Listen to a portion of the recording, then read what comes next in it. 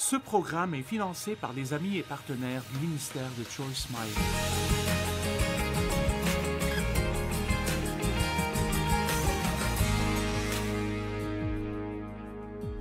Nous devons comprendre que Dieu veut que nous vivions pleinement la vie qu'il nous a donnée.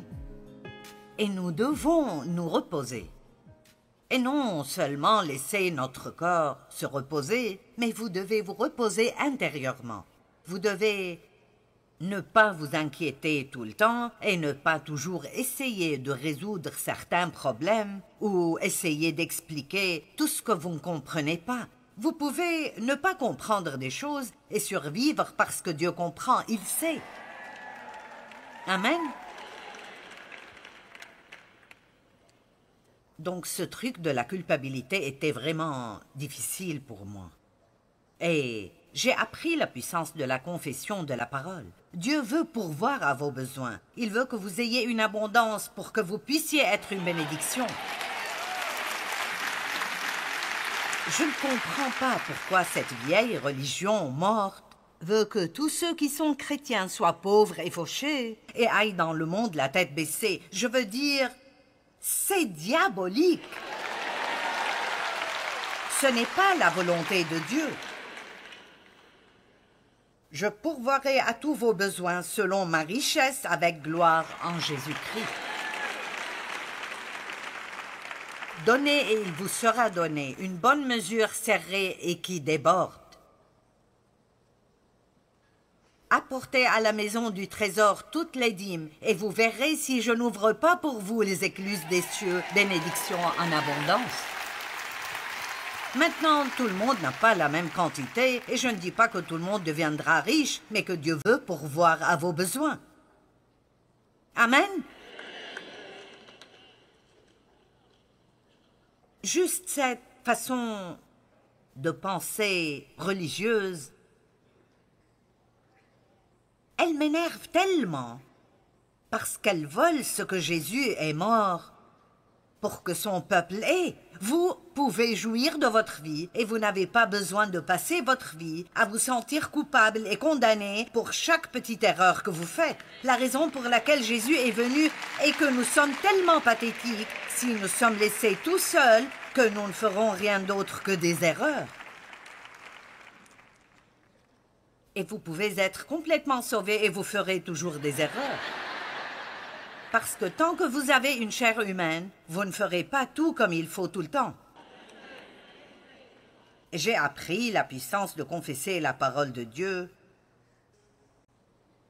Et je pense l'avoir dit probablement des millions de fois dans ma vie. Je suis la justice de Dieu en Christ. Et cela énerve les personnes religieuses. Eh bien, qui penses-tu être? Vous avez entendu que j'ai dit « en Christ ». Je suis la justice de Dieu en Christ, pas en moi-même. Il y a une différence entre qui vous êtes et ce que vous êtes. Je ne fais pas tout comme il faut, mais je sais qui je suis en Christ. Et je vous le dis, je suis si désolée quand je pêche. Oh, je suis désolée, parce que j'aime le Seigneur et je ne veux pas le décevoir. Mais il sait déjà tout ce que je ferai avant que je ne le fasse.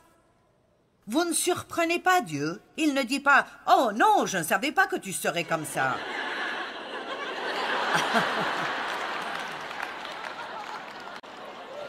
Nous disons « Oh, je parie que Dieu est si déçu. Il savait déjà ce que vous alliez faire. » Dieu regarde le cœur de l'homme. Et très clairement, vous vous occupez profondément de votre relation avec Dieu, ou vous ne passeriez pas toute la journée le samedi, votre jour, ou vos 2 jours de congé, ici, à m'écouter vous prêcher la parole de Dieu. Et donc Dieu voit votre cœur.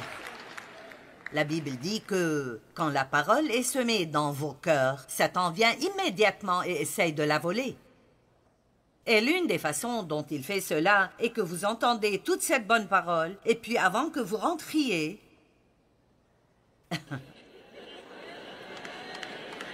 vous vous énervez contre quelqu'un dans le parking. Allez. Ou vous vous disputez avec quelqu'un à la table des ventes concernant qui aura la dernière série sur l'amour.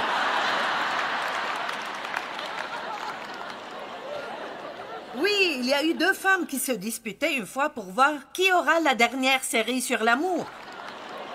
Je me suis dit, elles en ont besoin.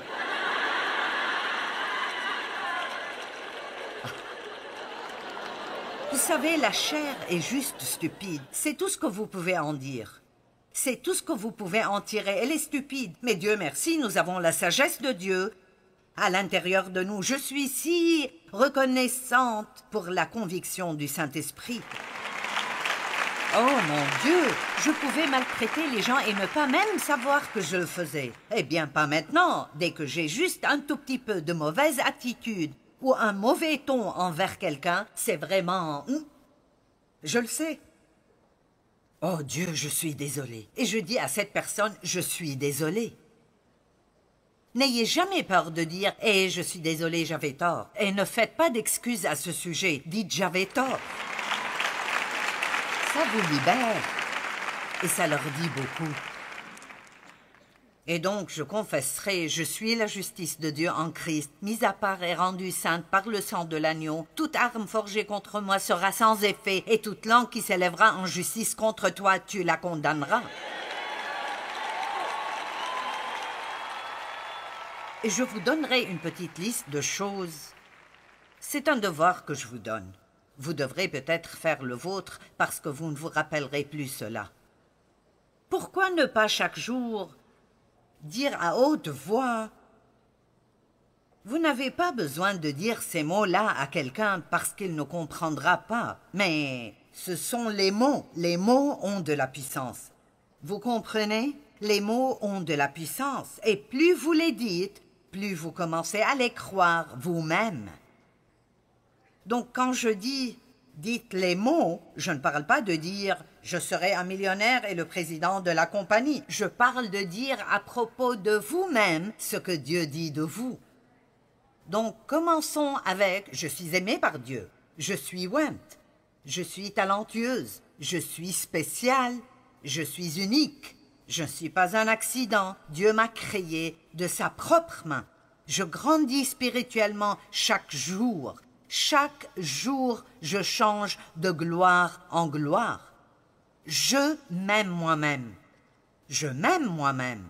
Je jouis de ma vie. Je marche dans la volonté de Dieu. Je suis totalement pardonné pour tous mes péchés. Dieu a un bon plan pour moi. Je vais faire quelque chose de grand dans ma vie. Combien pensez-vous que cela... Sérieusement, combien pensez-vous que cela commencerait à vous changer?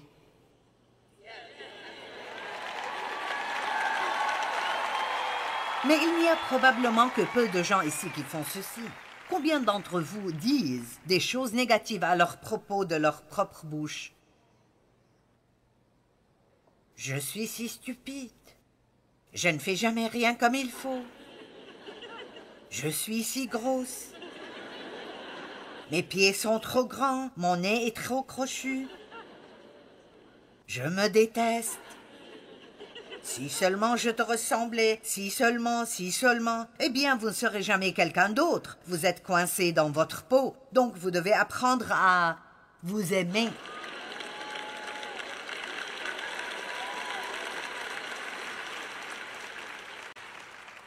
Pouvez-vous imaginer combien votre vie changerait si vous commencez vraiment à aimer qui vous êtes?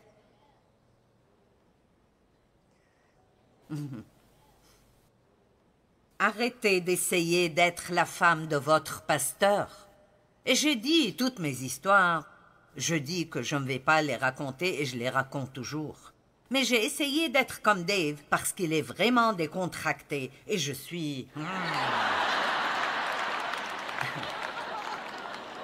La réponse de Dave pour tout est de jeter nos soucis, et la mienne était d'essayer de faire arriver les choses. Dieu merci, je ne suis plus comme ça, mais je ne suis pas aussi bonne que lui quand il s'agit de jeter nos soucis. Et vous savez quoi? Ça ne fait rien. Vous savez pourquoi ça ne fait rien? Parce que je suis qui je suis, et je change aussi vite que possible, et Dieu me connaît et il connaît mon cœur. et Dieu m'aime comme je suis.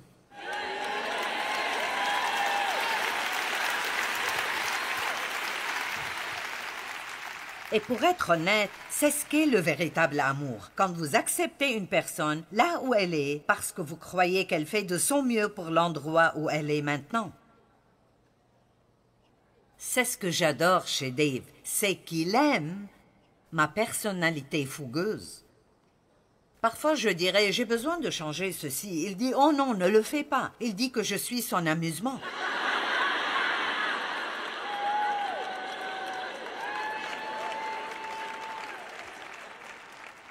Quand j'ai rencontré Dave, je nettoyais la voiture de ma mère et il a dit « Hey, quand tu finis de nettoyer cette voiture, tu voudrais bien nettoyer la mienne ?» J'ai dit « Nettoie-la toi-même. » Et il a dit que ce qu'il a pensé, c'est la fille pour moi. Donc, il voulait se marier, il priait pour une femme, mais il a demandé à Dieu de lui donner quelqu'un qui avait besoin d'elle. Et Dieu a répondu à sa prière. Ah, comme Dieu a répondu à sa prière. Mais il a dit, il a su immédiatement que ce serait un défi et il aimait cela. Et j'ai essayé, je ne voulais juste pas être comme je l'étais. Je n'aimais pas ma voix, je n'aimais pas ça, je n'aimais pas l'autre chose.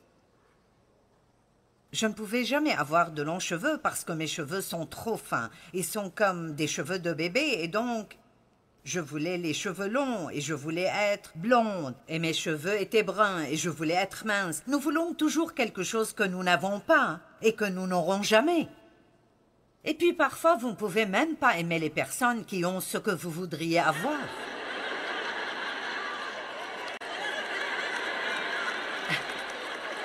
Allez, combien d'entre vous détestent les personnes minces? N'aimez-vous pas quand une personne mince dit « Oh, il est 5 heures et j'ai oublié de manger. » Je pourrais oublier mes enfants quelque part, mais je n'oublie pas de manger.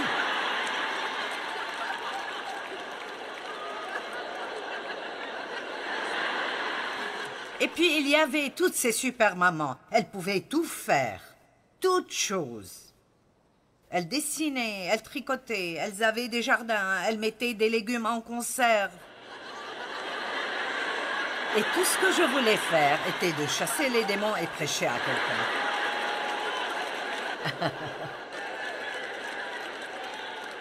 Allez. Et je vous dirai quoi? Est-ce que quelqu'un ici est fatigué d'avoir une guerre intérieure?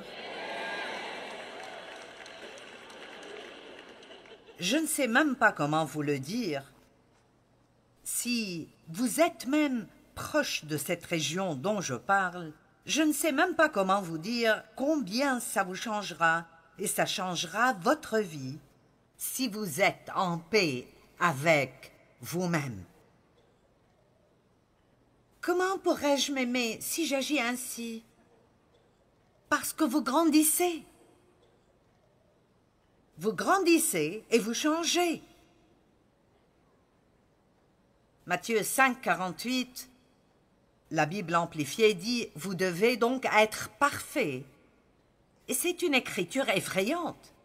Mais après, la Bible amplifiée explique ce que ça veut dire, grandissant dans la maturité complète de Dieu dans votre pensée et votre caractère. Grandissant. Pas arrivé à, mais grandissant. Si vous voulez être tout ce que Dieu veut que vous soyez, alors tous les jours, vous devrez faire de votre mieux pour être de plus en plus comme Dieu. Et vous échouerez aujourd'hui, mais demain vous le ferez de nouveau. Vous voulez la volonté de Dieu. Vous êtes d'accord avec Dieu quand il amène la conviction dans votre vie.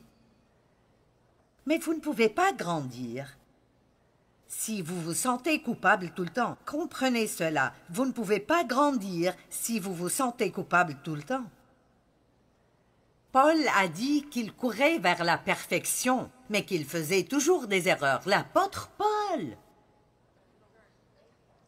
Philippiens 3, 10 à 14, afin de connaître Christ et la puissance de sa résurrection et la communion de ses souffrances, en devenant conforme à lui dans sa mort. Oui, il dit que si vous voulez être comme Christ, vous devrez passer par une sorte de souffrance.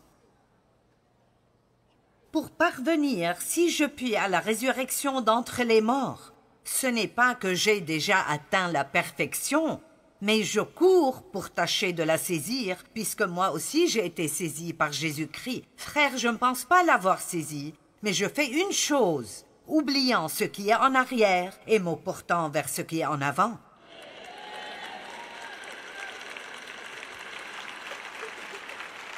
Il a payé pour vos péchés.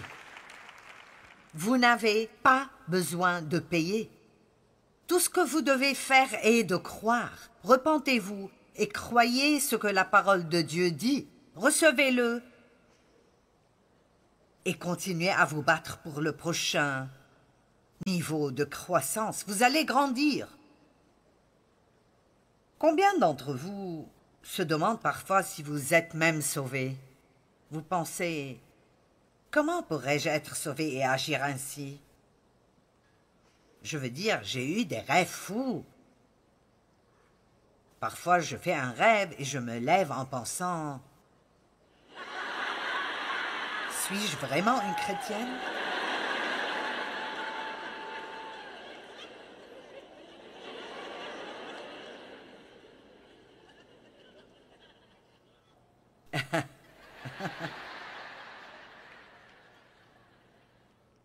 Paul a fait un pas dans la foi et il a oublié ses fautes. Laissez-moi vous lire quelque chose que je pense que vous aimerez. L'histoire de la culpabilisation. Je ne comptais pas faire un voyage dans cette période de l'année, mais je me suis retrouvée en train de faire mes bagages. Le voyage serait désagréable et je le savais. Rien de bon n'en sortirait. Je parle de la culpabilisation. J'ai des tickets pour y aller, si seulement j'avais des agences. C'était un voyage extrêmement court. J'ai pris mes bagages et j'ai choisi de les porter moi-même tout le chemin. Ils étaient alourdis par des millions de souvenirs. Personne ne m'a accueilli quand je suis arrivée à la cité du regret. La cité est internationale parce que des gens du monde entier y viennent. Et comme j'entrais au dernier hôtel de la ville, j'ai remarqué qu'ils allaient avoir la fête annuelle de l'apitoiement sur soi. Je n'allais pas manquer cette grande occasion sociale, parce que beaucoup des citoyens de cette ville seraient présents. Il y a la famille des faits. Les aurait dû faire, aurait fait, pourrait avoir fait. Et ensuite vient la famille des j'avais. Et le clan de si seulement j'avais. Bien sûr, les opportunités étaient présentes, manquées et perdues. Mais la plus grande famille est celle d'hier. Il y en a beaucoup trop pour compter, mais chacun a une histoire triste à partager. Les rêves brisés feraient sûrement une apparition. Et les « c'est leur faute » nous régaleraient avec des excuses concernant pourquoi les choses n'ont pas marché. Et chaque histoire serait applaudie par les « ne me blâmez pas » et les « je ne pouvais rien faire ».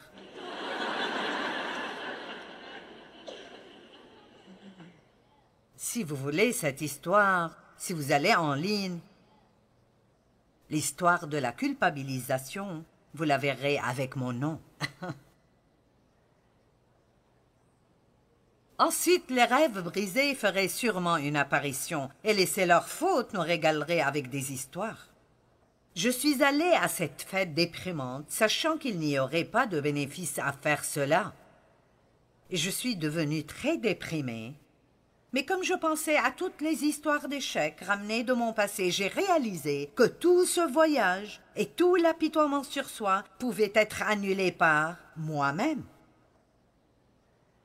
J'ai réalisé que je n'avais pas besoin d'être là. Je n'ai pas besoin d'être déprimée. Une chose continuait à venir à mon esprit, je ne peux pas changer le passé, mais j'ai le pouvoir de faire d'aujourd'hui un très beau jour.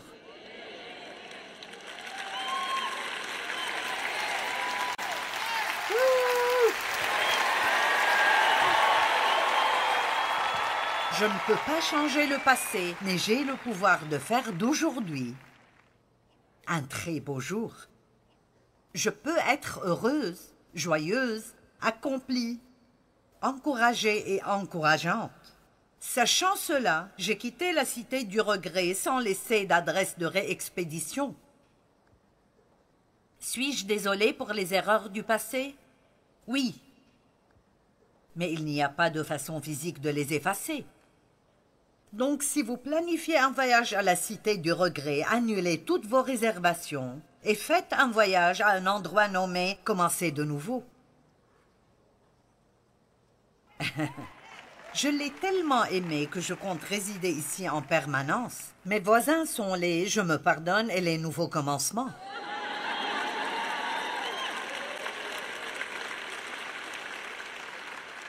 Et vous n'avez pas besoin de porter vos bagages lourds là-bas parce que le poids est enlevé de sur vos épaules à l'arrivée. Recherchez cette nouvelle cité parce que vous pouvez la trouver. Elle est dans votre propre cœur. Et quand vous arrivez là-bas, rendez-moi visite. Je vis à la rue de Je peux le faire.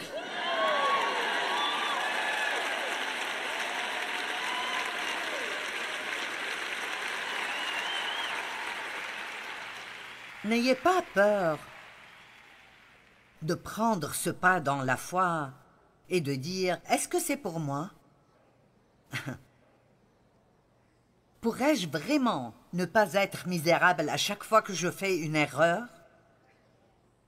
Pourrais-je vraiment juste demander et recevoir le pardon et puis continuer? Je devrais être misérable pendant un moment. Pas vraiment, pas si vous croyez vraiment que le sang...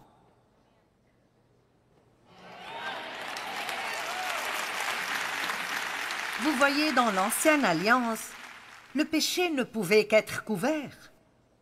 Et quand quelque chose est couvert, quelque chose de moche est couvert, vous savez toujours qu'il est là. Donc ça va toujours vous tourmenter. Et vous avez peur que quelqu'un le découvre.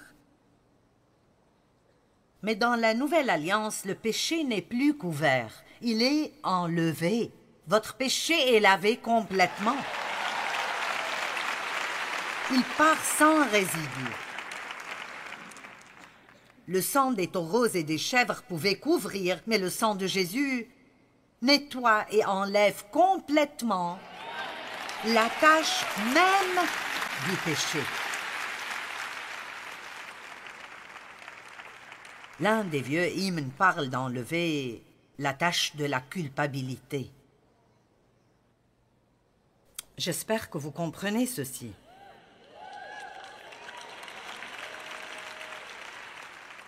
Je veux que vous sortiez d'ici avec une nouvelle attitude. Je sais que j'ai des défauts, je sais que je fais des erreurs et que je ferai des erreurs. Mais j'aime Dieu et il m'aime. Et j'aurai une bonne relation avec moi-même. Je jouirai du temps que je passe avec moi-même. Et plus vous aimez, plus d'autres personnes